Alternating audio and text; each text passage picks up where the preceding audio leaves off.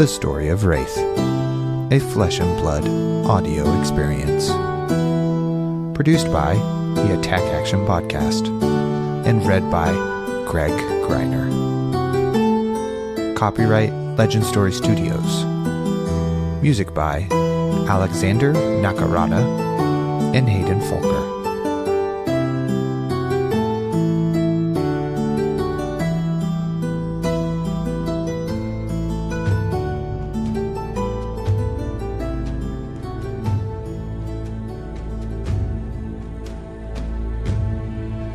A life on the streets has hardened Azalea, leaving her cynical and callous.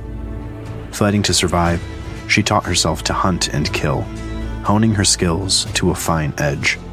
Working out of Blackjack's tavern, Azalea has carved out a reputation for herself as one of the best mercenaries in the pits.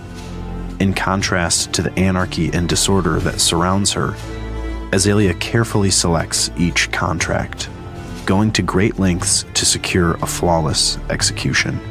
While Azalea has come a long way, she has yet to realize that she is just one small cog in the giant, decrepit machine of the pits. Slings and arrows. It was always cold and damp in the pits, the underground caverns hidden well away from the reach of sunlight. Industrial waste tainted the water an inky green, coating the cavern walls in a layer of oily copper residue. Left to the mercy of the pits, abandoned children lurked around every corner, scurrying through the shadows like rats. Tiny, skeletal figures hiding in alleyways, dangerously desperate, clutching makeshift weapons in their shaking hands. The squeakers fought like the vermin they were, teeth bared, ripping into flesh with knife and tooth and nail, clawing out eyes and tearing away skin. While feral and vicious, they are still little more than pests to the denizens of the pits, an insignificant speck in a sea of anarchy. Hiding in alleyways and beneath buildings, a nameless girl shivered in the shadows, her nights passing in a haze of fever dreams and stiff limbs.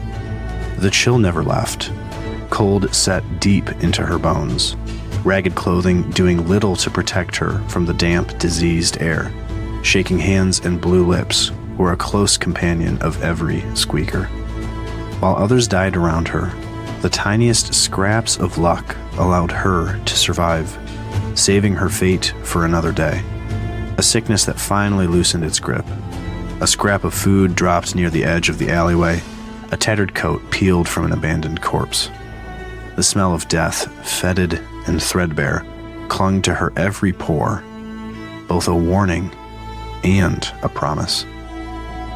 Surrounded by the dead and dying, she watched as other children succumbed to the dangers of the pits, hollow cheeks and bloated stomachs, lying still within the shadows, beaten and bloodied, fallen next to the corpse they'd been fighting over, their hands still curled into fists, slumped against a wall on the main streets, eyes staring blankly, ignored by anyone who walked by. Sometimes she came across the remains of a small skeleton, stripped of even their flesh by the desperate and the dying. She tried to learn from everything she found, poking at the remains of those around her. Don't steal from the taverns. Don't go near the mercenaries. Never remain in the open. Avoid the brain and the organs. Never drink from the river.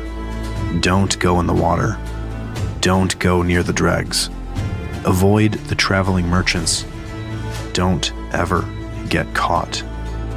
She learned to bury herself in dust and dirt before sleeping, digging a sleeping space for herself beneath foundations.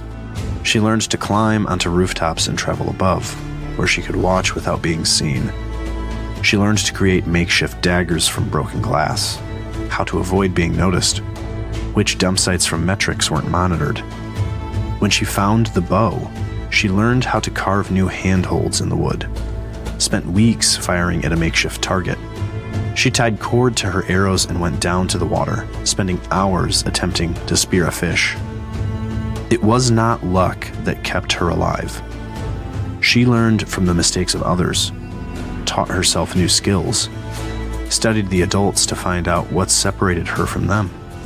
where they got their coin, what they spent it on, their habits and routines and equipment, what allowed them to survive. She studied the mercenaries that emerged from the taverns, bearing pouches of talics, their weapons always at hand. Some became stronger, bigger, more powerful, bearing the mark of a spade and 3 daggers. She followed one back to his main hideout, looking up at the sign of the tavern. She watched everyone who visited the building, taking note of which ones seemed to be the most powerful, where gangs rose and fell, where other mercenaries died. There were the ones that continued to come back, and so she set her sights on blackjacks.